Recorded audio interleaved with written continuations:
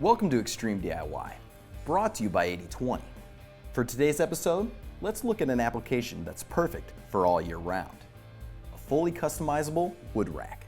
It's weather resistant and won't fade or rust. This wood rack is a perfect addition to your fireplace. It's lightweight, easy to clean, mobile, and can be customized to fit any area. This rack makes it easy to transport heavy firewood around the house, and the panel keeps bark off the floor. While standard firewood racks are small in capacity, the 80/20 rack is tall, compact, and fully customizable.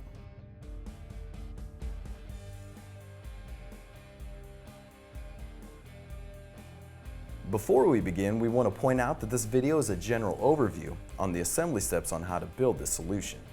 You can download a more in-depth step-by-step guide, design files, and much more for free at 8020.net. So, as with any project, the first thing we want to do is get everything laid out, verify that we have all of our parts and pieces, and ensure that we have the proper tools to assemble this specific project.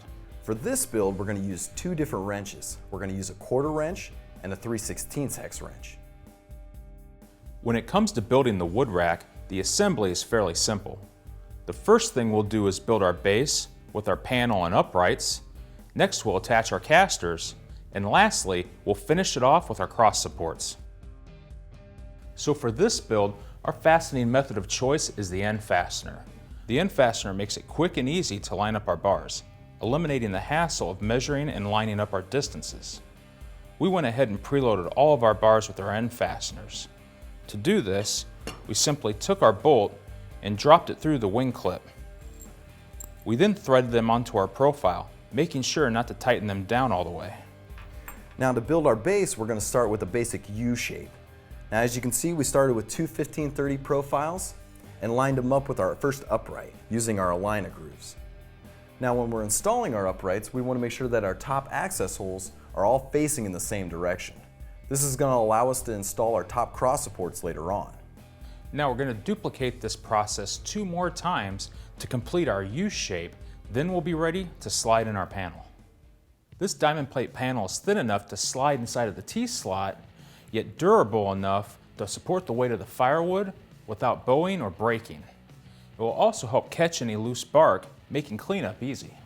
Once we have that installed, we're ready to cap off our build with one last 15/30 and 2 uprights. From there, we'll be ready to move on to our casters. Now we're ready for our casters. We've selected 2 swivel and 2 rigid casters. Our swivel casters are going to help make this project easier to move and also lock it into place. To mount the casters, we're going to take it, put it in a position, take a bolt, put it through one of the corners of our caster base, and bolt it into the profile end. Next, we'll take a roll-in T-nut, roll it into the side and top T-slot. We're going to then take our bolt and washer, line everything up, and tighten everything down. We'll continue that process for our other 3 casters. To build our top cross support, we're going to make a basic H shape with 3 bars. We'll slide them into place and tighten them down using end fasteners. Next, we'll drop that onto our uprights. We'll line it up with our end fasteners and our access holes, and we'll tighten it down with a wrench. After that, we'll move on to some finishing touches. Now that our project is complete, we're ready to add some finishing touches. For this application, we're going to be putting end caps on the exposed profile ends. You can add other things like handles, T-slot cover, or mounting brackets to hold fireplace tools. Now another great option is to use our black anodized profiles, accented with stained dowel rods in the open T-slots. Similar to what we used in our Xtreme DIY indoor applications. It gives an aesthetic look and a warm touch.